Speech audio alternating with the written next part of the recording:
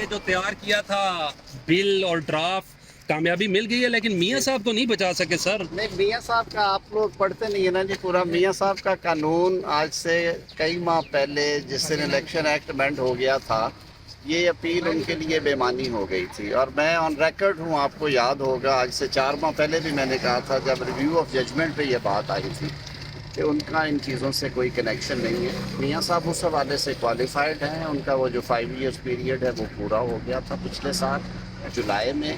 میاں صاحب اور ان کے ساتھ ایسے دیگران جو اس کالے قانون کی بھینٹ چڑھے تھے کہ تا حیات نااہل رہیں گے، وہ ان کی نااہلیاں ختم ہو چکی ہیں. باقی جو ان کے کیسز ہیں وہ لیکن طارق صاحب ابھی کچھ دیر پہلے کھوسا صاحب جو کہ وہ کہہ رہے ہیں کہ میرے آپ ان کی شاگرد بھی ہیں، آپ کے استاد ہیں کھوسا صاحب، تو وہ کہہ رہے ہیں کہ جو میاں صاحب ہیں وہ اب یو ٹرن لیں گے اور پاکستان آنے کے لیے نہ آنے کے لیے کوئی بہانہ ڈھونڈیں گے اور پلیٹلیٹس جو ہے ان کی مزید کم ہو جائیں گی. تو میں کھوسا صاحب کی اس دیوانگی پہ کوئی کمنٹ نہیں کروں. میرے خیال میں ہر چیز ٹی وی پہ نہ کی جائے.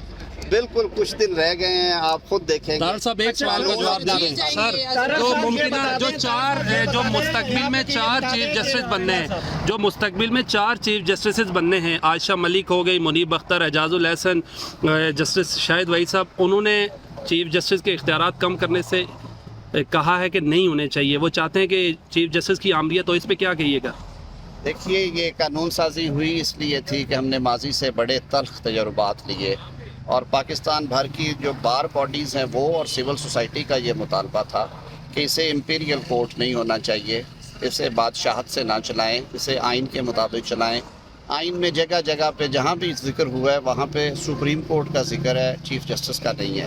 تو یہ بڑا ایک اچھا فیصلہ ہے جس سے پارلیمان مضبوط ہوئی ہے، پارلیمانی روایات مضبوط ہوئی ہیں، پارلیمان کی قانون سازی کی طاقت کو ریکگنائز کیا گیا ہے، اس کے اختیار کو مانا گیا ہے، اور یہ اچھی شروعات ہے.